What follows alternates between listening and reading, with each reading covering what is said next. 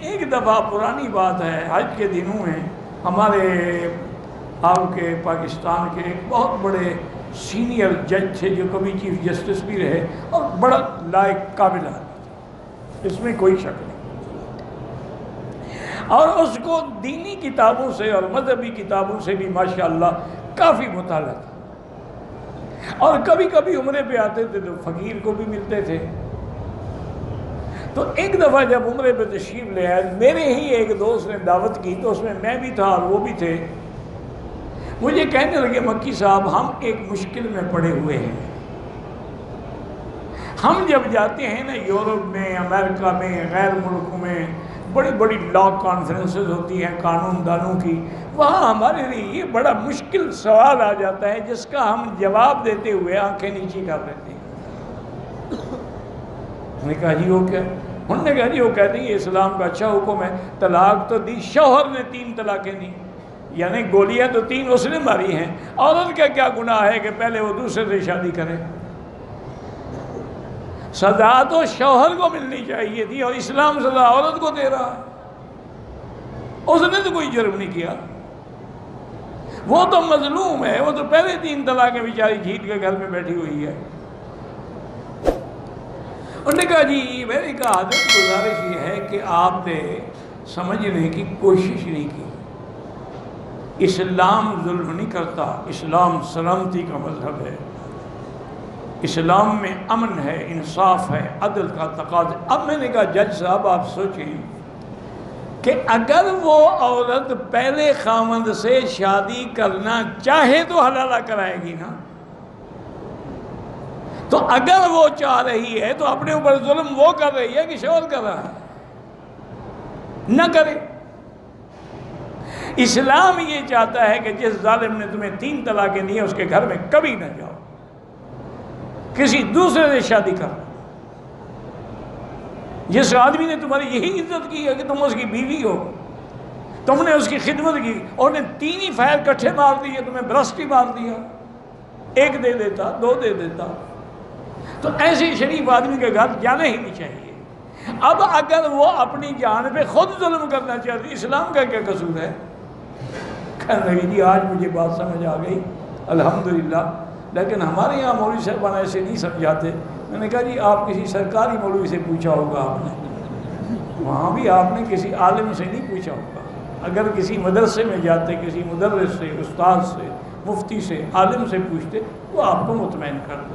آپ پوچھتے ہیں سرکاری لوگوں سے تو انہوں نے تو وہی جواب دینا ہے جو آپ کو خوش کرے۔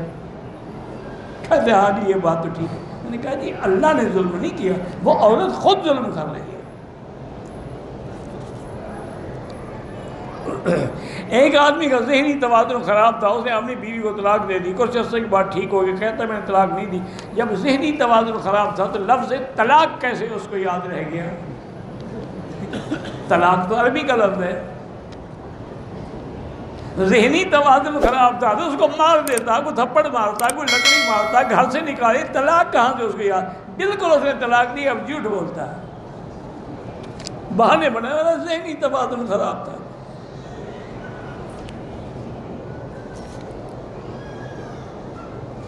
کہتے ہیں جی کہ عورت سے جماع کے وقت لائٹ بند کرنا ضروری ہے؟ کوئی ضروری نہیں ہے، آپ کی بیوی آپ دیکھ سکتے ہیں، اس میں کیا ہے؟ اندھیرے کر دیں، یعنی اس کا معنی یہ ہوا کہ دن میں کبھی میاں بیوی نہ ملیں، پہلے اندھیرے کا انتظام کریں۔ پتہ نہیں کہاں سے لوگوں نے مسئلے گھڑے ہوئے ہیں۔ کہتے ہیں جی کہ عورت کو تیار کرنے کے لیے پہلے اس سے طلاق یا کوئی جنسی باتیں بالکل کرنی جائز ہیں، کیونکہ قرآن بھی یہی کہتا ہے۔ اللہ نے قرآن میں فرمایا ہے کہ يَسْأَلُونَكَ عَنِ الْمَحِيضِ قُلْ هُوَ أَذًى فَاعْتَزِلُوا النِّسَاءَ فِي الْمَحِيضِ وَلَا تَقْرَبُوهُنَّ حَتَّى يَطْهُرْنَ فَإِذَا جب وہ پاک ہوئے فَأْتُوهُنَّ مِنْ حَيْثُ أَمَرَكُمُ اللَّهُ إِنَّ اللَّهَ يُحِبُّ التَّوَّابِينَ وَيُحِبُّ الْمُتَّطَهِّرِينَ فَأْتُوا حَرْثَكُمْ، قرآن کہتے ہیں حرث، اپنی کھیتی کی جگہ، تو کھیتی میں تو ہل بھی چلانا پڑتا ہے، پانی بھی لگانا پڑتا ہے، اس کی چھانٹ چھکار بھی کرنی پڑتی ہے، بوٹیاں بھی مارنی پڑتی ہیں، تب بھی کھیتی ہوگی نا، تو اس لیے یہ سب جائز ہے۔ بلکہ علماء نے یہ بھی لکھا ہے کہ اگر میاں بیوی آپس میں پیار کر رہے ہیں، تلاوت کر رہے ہیں، بوس و کنار، تو یہ نفل پڑھنے سے بھی زیادہ ثواب، کیونکہ اس سے وہ زنا سے بچے گا نا۔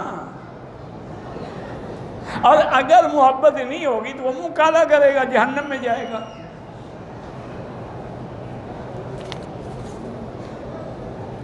میں نے جمعہ عمرہ کیا، عمرہ ختم کرنے کے بعد میں نے اپنے بال کاٹنے سے پہلے اپنی والدہ کے بال کاٹ دیے، بالکل ٹھیک ہے، کوئی بات نہیں۔ کیا پھر 3 روزے رکھنا؟ کوئی رکھنا ہی، کوئی جرم ہی نہیں کیا تم نے، بال کاٹے ماں کے، اچھا کیا۔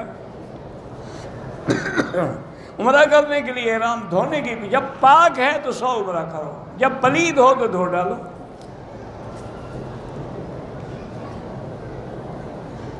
میرے ابی نے 7 چکروں کے بجائے 14 لگا، اللہ قبول کرے، یعنی 7 تو ادا ہو گئے، باقی 7 سزا ہو گئے۔ میں مدینے میں کام کرتا ہوں، وہاں ایرانی لوگ مجھے پیسے دیتے، کوئی